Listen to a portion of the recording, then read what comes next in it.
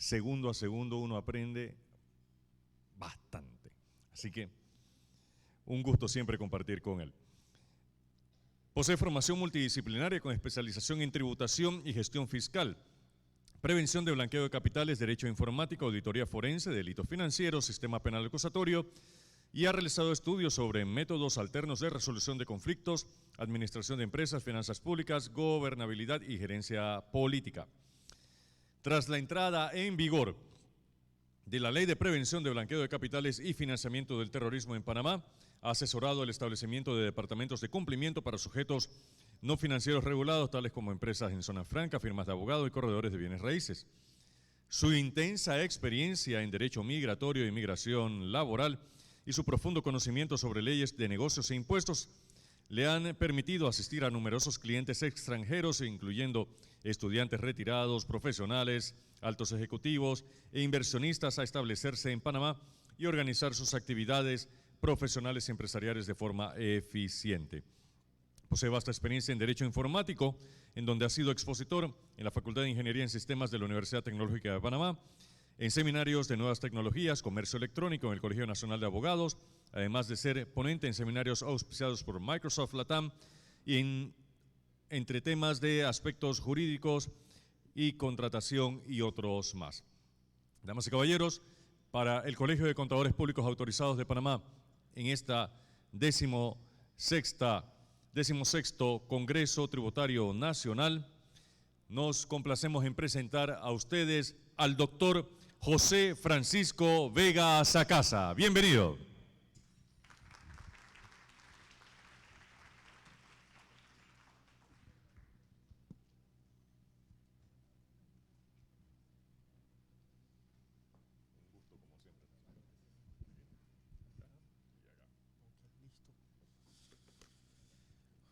No, estoy bien así.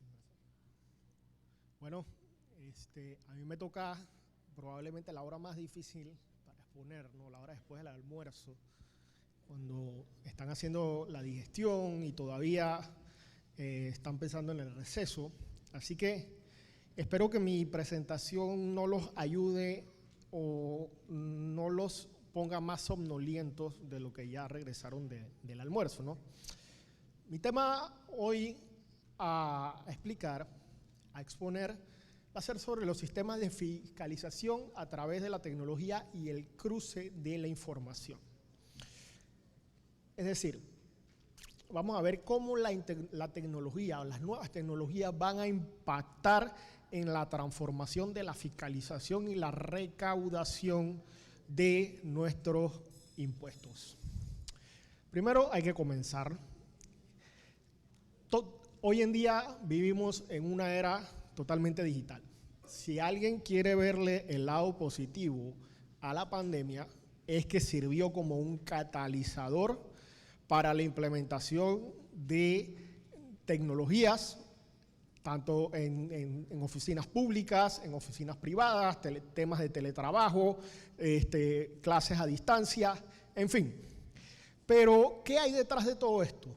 ¿Qué es lo que realmente importa? Lo que se puede llamar el activo más valioso hoy en día, que cualquier activo fijo de cualquier estado financiero, son los datos personales.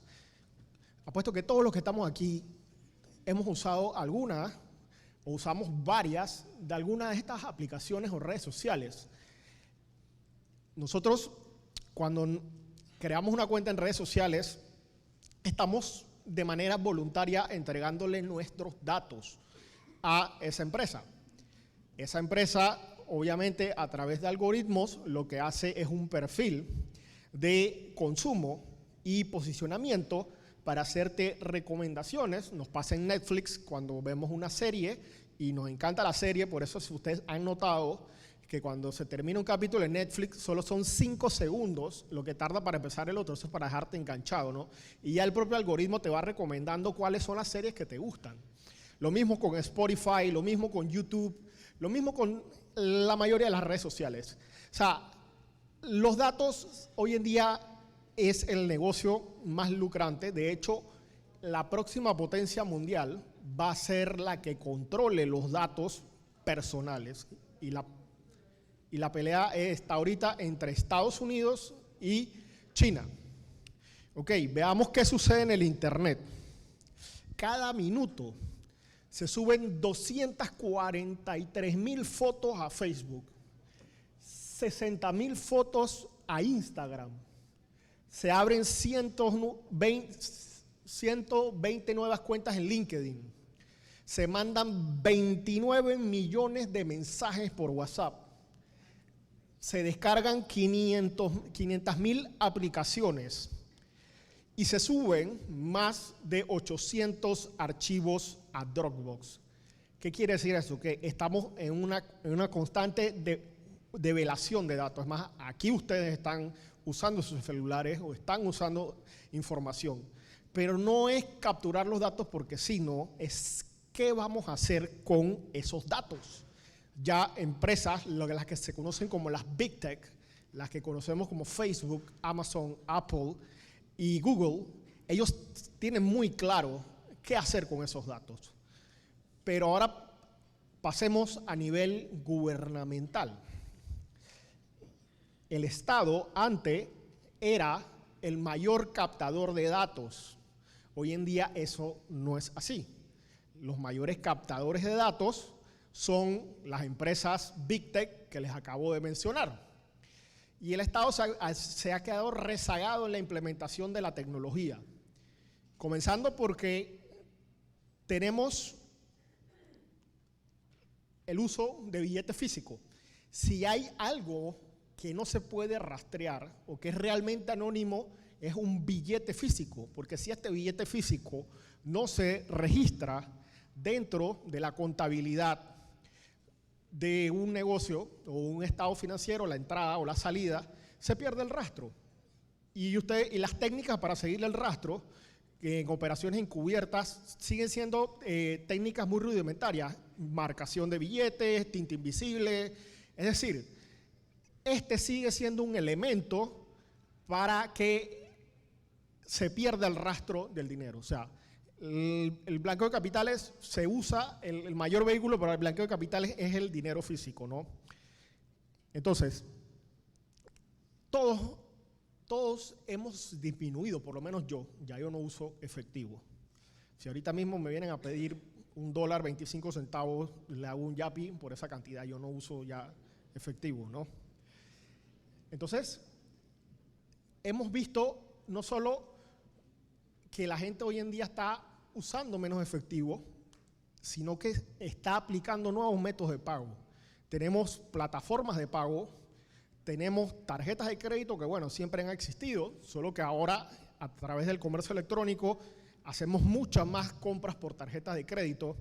Tenemos el Yapi, que todo el mundo, buhoneros, gente que es lo que yo llamo buhoneros digitales, los que venden bisutería y cosas por cuenta de Instagram. Y todo esto, cuando estas transacciones emigran a un entorno digital, lo bueno de esto, a diferencia del dinero físico, es que dejan un rastro. Cada transacción que se hace en tarjeta de crédito, cada transacción que se hace por Yapi, cada transacción que se haga por medio de una billetera electrónica, incluso por medio de transferencia de criptomonedas, va a dejar su huella, su rastro, lo que le va a permitir entonces al fisco poder hacer una mayor fiscalización y tener una mayor eficiencia en la recaudación de los tributos, ¿no? Entonces, ¿cómo se prepara el fisco para la desmaterialización? Con la factura electrónica. Estoy seguro que aquí hablaron ya de factura electrónica, la explicaron a detalle, no voy a entrar en detalles técnicos, pero la factura electrónica es ese paso inicial que se tiene que dar precisamente para la trazabilidad del dinero, porque las facturas térmicas lamentablemente no están haciendo el trabajo correspondiente. Primero, porque la tinta térmica se borra, empezando por ahí. Y segundo, no hay le cuesta mucho a la administración tributaria tanto en capital de trabajo como en tiempo, hacer una auditoría, un cruce de información con facturas térmicas de papel. Entonces, la implementación de factura electrónica va no solo vamos a migrar definitivamente a la recaudación electrónica, sino que le va a permitir a la DGI también obtener datos. Datos que deberían servir para una mejor recaudación y, por supuesto, para crear estadísticas, proyecciones de cómo se van a repartir esos recursos del Tesoro Nacional y establecer mejores políticas públicas, ¿no? Esto nos va a ayudar mucho con la tecnología. Bueno, aquí la denominación de factura, la factura electrónica tiene una numeración consecutiva única, número de registro del equipo fiscal, el nombre de la razón social, el domicilio, el receptor, número de identificación fiscal del emisor y en algunos casos el del receptor, la fecha de emisión y fecha de las operaciones si fueron ejecutadas en misma fecha. Ya tenemos los siguientes datos. Tenemos número del equipo de fiscal, una numeración consecutiva, tenemos la razón social, el domicilio y las fechas de emisión. Incluso se puede obtener hasta la geolocalización cuando ya se pueda facturar desde un dispositivo como nuestro celular. Hoy en día, solamente, no sé si me corrigen si me equivoco, pero creo que la factura electrónica únicamente está funcionando para computadoras. ¿Se puede facturar desde un celular? ¿Sí? Ah, bueno, entonces retiro lo dicho. Pero hacia allá vamos, a que todo se concentra en la movilidad, que no tengas que tener una computadora abierta para facturar, o sea, que donde te encuentres puedas. Entonces, nuestros dispositivos, por default, tienen la geolocalización. Entonces, esa información también se puede usar como dato para la DGI, para corroborar información, para evitar fraudes y, por supuesto, para una eficiencia de la distribución de los recursos, ¿no? Ok, tenemos que la autenticación del documento fiscal, hoy en día te lo imprimen, pero igual te lo mandan al correo. Detrás de esto hay algo que es lo importante, ¿no? Tenemos la criptografía asimétrica. Yo sé que le suena un poquito extraño porque es un término bastante técnico, pero no es tan difícil, no es tan difícil de explicar. Realmente lo que hace rastreable y trazable la factura electrónica es esto que ven aquí, que es encriptación asimétrica. ¿Qué quiere decir? Que la factura electrónica, nuestro facturador, tiene una clave pública que va a generar, esta es la clave que va a indicar que esa factura está saliendo de nuestro equipo fiscal y se conecta, se cruza con el servidor de la DGI. Y tiene una clave privada, que es nuestra clave personal, que usamos para entrar al software.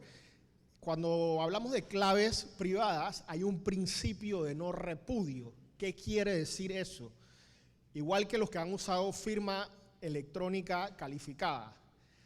El principio de no repudio quiere decir que si tú tienes a ti te asignaron una clave privada, en teoría los documentos que tú suscribes con tu clave privada no son repudiables salvo prueba lo contrario, porque esa clave es personal. Es como pasa cuando pagamos con nuestra tarjeta clave.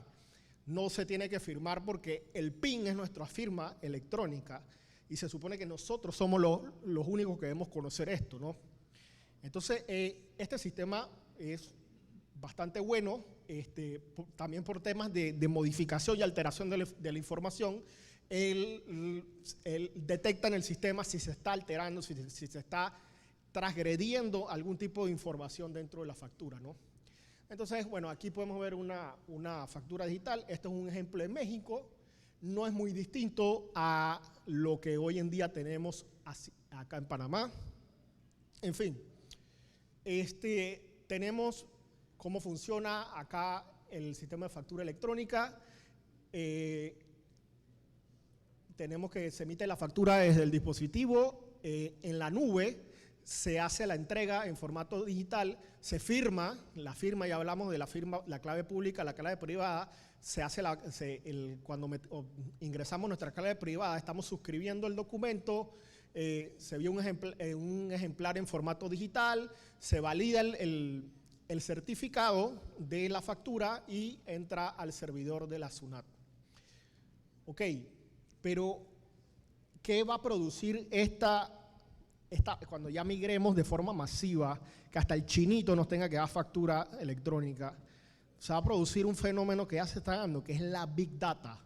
Quiere decir que es el almacenamiento de gran cantidad de información que va a tener la Dirección General de Ingresos. Y me da mucha risa porque yo soy abogado y uno de los gremios que más se opuso con beligerancia al tema de factura electrónica fue el sector jurídico. Y cuando tú les preguntas por qué te estás oponiendo a la factura electrónica, decían, es que la DGI va a saber todo lo que yo hago. Espérate, la DGI va a saber todo lo que yo estoy comprando, todo lo que yo estoy… Espérate, y tú tienes un celular, ¿no? Bueno, en ese celular, en esa cuenta de Instagram, en esa cuenta de Spotify, en ese Waze, te están recopilando toda tu información de dónde vas, las rutas, dónde te mueves, qué es lo que te gusta y todo. O sea, no es mucha la diferencia, así que no veo eso válido. O sea, lo que pasa es que hoy en día hay muchos abogados que todavía siguen cobrando honorarios y no entregan factura, ¿no? Es simplemente una viveza, ¿no? Entonces tenemos las bases de datos. Las bases de datos son el nuevo tesoro. Imagínense que hoy en día las bases de datos son tan preciadas, valen tanto, que si una compañía o una de nuestras oficinas sufre un ataque o una destrucción de su base de datos, interrumpe la operatividad de cualquier empresa, micro, mediana o gran empresa. Así que esto es oro.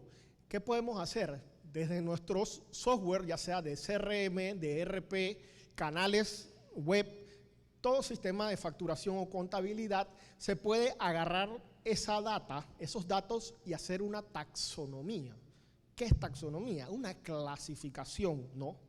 Y lo podemos ver los que tenemos banca en línea. Cuando nos mandan el reporte del estado de cuenta de la tarjeta, ya el banco te dice, te gastaste tanto porcentaje en gasolina, tanto porcentaje en entretenimiento, tanto porcentaje en restaurantes. Es decir, que se le está dando un valor actuarial a los datos. Y esto viene siendo el cerebro de lo que vamos a ver ahora, que es totalmente el sistema de inteligencia artificial, ¿no? Entonces, cuando tenemos la data estructurada, minada y clasificada, podemos hacer reportes operativos de modelos analíticos y auditorías totalmente en tiempo casi real de CRM y ERP, de software de gestión de administración, ¿no?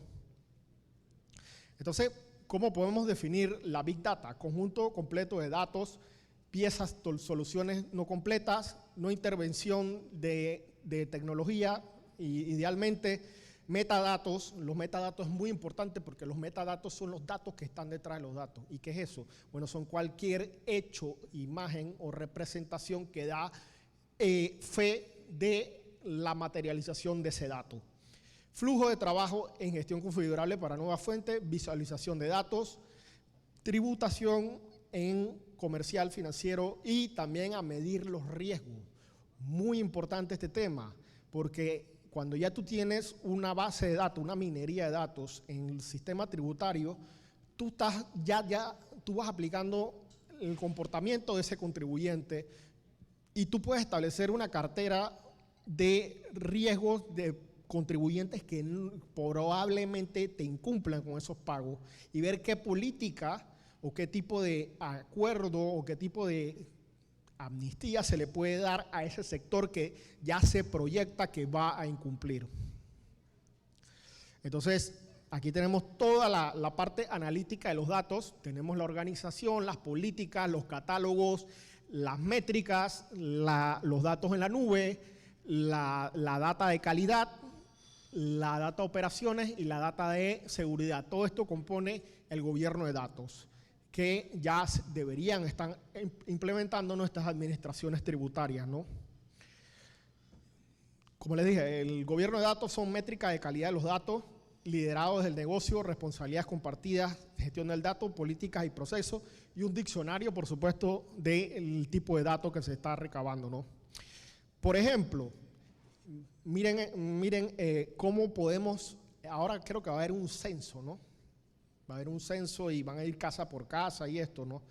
Está muy bien, pero por lo menos para impuestos municipales, la base de datos de estas 3 compañías, bueno, esta ya no está, estas 2 en verdad, porque esa la compró MásMóvil. La base de datos de estas 2 compañías tienen son los 2 proveedores más grandes de Internet de Panamá, tanto Internet residencial, corporativo y celular.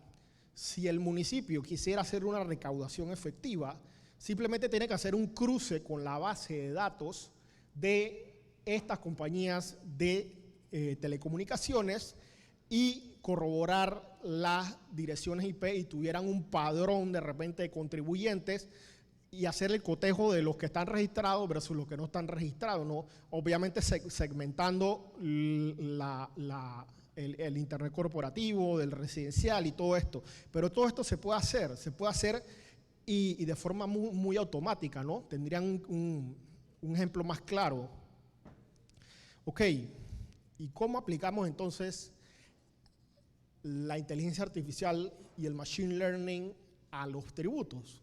Bueno, primero hay que definir que la inteligencia artificial es emular las redes neuronales del cerebro. Es decir, que la máquina piense como un ser humano, razone como un ser humano y que no esté un programador detrás para decirle lo que tiene que hacer. Ella tiene un proceso de aprendizaje que se llama Machine Learning, que es un proceso de ensayo y error donde va a ir aprendiendo. Y les pongo un ejemplo, el traductor de Google. Hace 15 años ustedes traducían una frase en el traductor de Google y probablemente esa frase estaba totalmente mal traducida. Él ha ido aprendiendo porque el traductor de Google tiene componentes de inteligencia artificial. Él ha ido aprendiendo y ha mejorado su traducción, incluso cuando tú estás escribiendo una frase que quieres traducir, él te hace varias recomendaciones para ver cuál es el contexto, ¿no? Lo mismo pasa con todos los sistemas de inteligencia artificial y machine learning. Un poquito de historia, no voy a entrar mucho en detalle. La inteligencia artificial realmente viene de un test que se creó aquí, un humano que le pusieron un muro y se comunicaba con la computadora y con otro humano, y él no era capaz de diferenciar si le estaba hablando un humano o una computadora. Esto fue para los años finales de la Segunda Guerra Mundial, ¿no? Ok, ya hablé de la computación cognitiva, entonces ¿cómo la aplicamos, no? Evidentemente, cuando ya trabajemos, cuando ya esté la facturación electrónica de forma masiva, de por sí ya la DGI no se da abasto, y eso que no hemos entrado todavía a la facturación masiva, va a requerir de apoyo, de tecnología.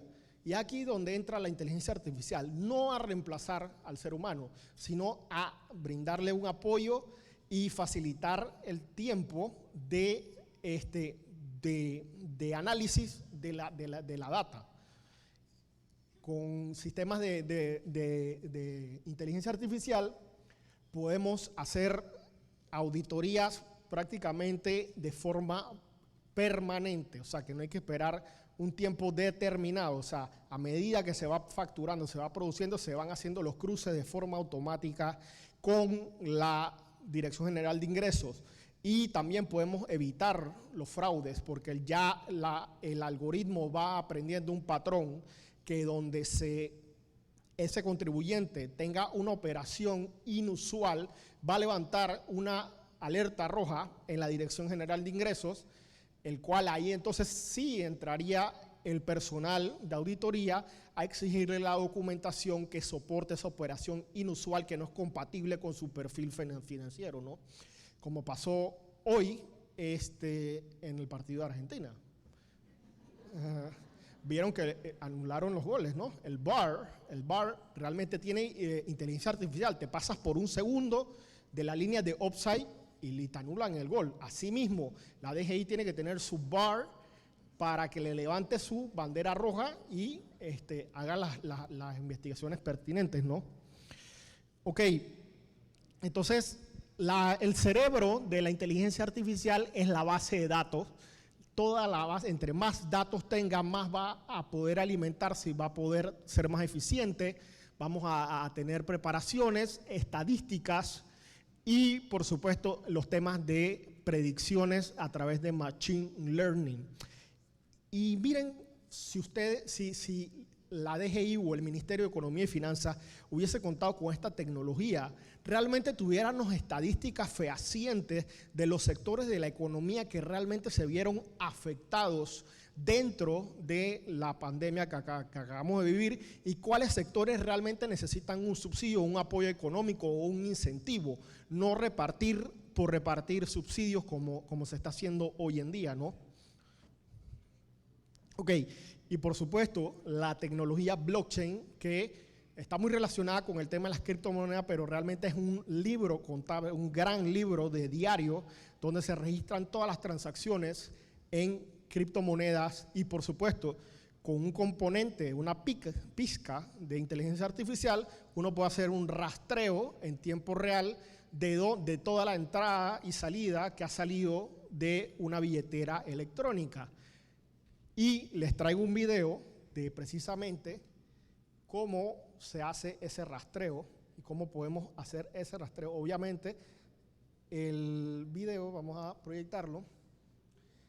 Esto es un servicio que ofrecemos nosotros de trazabilidad de transacciones en criptomonedas. Vamos a ir adelantando un poquito. Utilizo este programa que se llama Maltego. Entonces aquí escribimos la dirección que vendría siendo la clave, pero no se está proyectando el video. Ya va. Ya sé qué es lo que pasa. No, tengo que parar. Ajá. Listo. Y expandirlo. Expandirlo como aquí.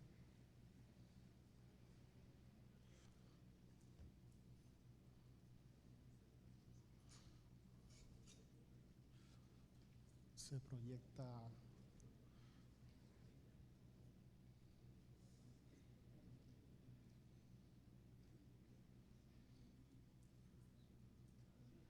Ahí está. Ok, ya va. Vamos desde el principio, sorry.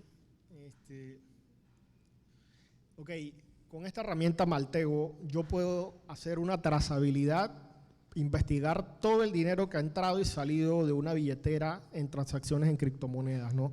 Vamos a ir adelantando un poquito. Aquí está, como pueden ver, aquí están todas las fuentes de donde él se va a alimentar, todas las bases de datos, de donde él va a sacar la información. Esta es la billetera madre y vamos a hacer entonces un tracking de los ingresos de esta billetera, de dónde provienen. Y vamos a ir armando nuestro árbol. Entonces, aquí nosotros ponemos el input del address o el input de las transacciones y nos va a tirar los números de las claves públicas de la billetera y las cantidades de transacciones que se han hecho en criptomoneda que han entrado a esa cuenta, ¿no? Después vemos los débitos. Entonces, ponemos el input de las transacciones, ya él te va generando la trazabilidad de estas son billeteras que le han depositado dinero a esta que está aquí, que es la principal, que es la que estamos investigando. Y ahí se ven los montos y vamos armando nuestro árbol de trazabilidad de transacciones. Aquí en esta ventana acá podemos ver toda la información de la billetera y la cantidad que se transfirió y todos los demás datos correspondientes a la investigación de la trazabilidad, ¿no? Entonces vamos a ver un poco los datos ahora de las transacciones de salida. Ok, ajá.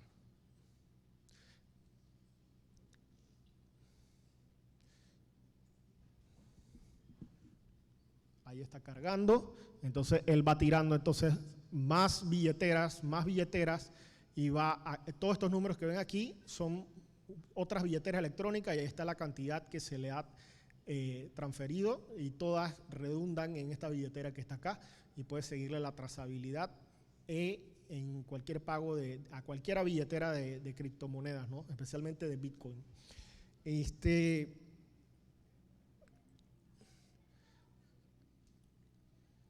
Al final, bueno, se hace la trazabilidad. Este programa tiene un componente de inteligencia artificial. Él hace la trazabilidad, te clasifica la información y te genera entonces un árbol de trazabilidad de transacciones en Bitcoin. Y al final te genera un reporte, que es el que se le genera al cliente para poder sustentar la investigación, ¿no? Esto también se llama ciberinteligencia. Entonces aquí vemos cómo generamos el reporte para que lo puedan ver en PDF. Aquí se está generando.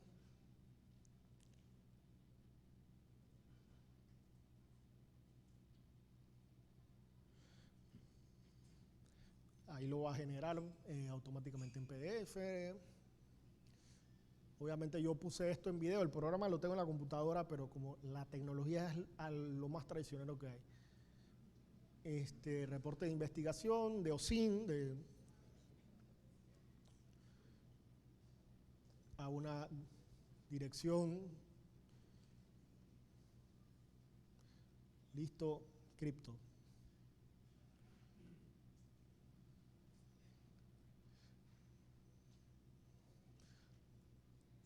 Le añadimos todos los recursos que nos permite el programa y entonces se genera entonces el PDF, la ruta donde se guarda, la carpeta donde lo vamos a crear y listo, él ahí nos crea nuestro reporte de trazabilidad de transacciones en criptomonedas. ¿Y cómo se ve el reporte al final? Pues muy sencillo, como un documento PDF. Aquí está. Él te tira las 10 billeteras que recibieron más dinero, los tipos de entidades de billetera y los detalles de todas las transacciones. Y bueno, imagínense si esto que es criptomoneda se puede rastrear, si la DGI implementara esto, tuviésemos una mayor recaudación, un mayor alcance, ¿no? Y hacia allá es lo que quería ir, ¿no? Ya para ir terminando. Y voy a parar el video.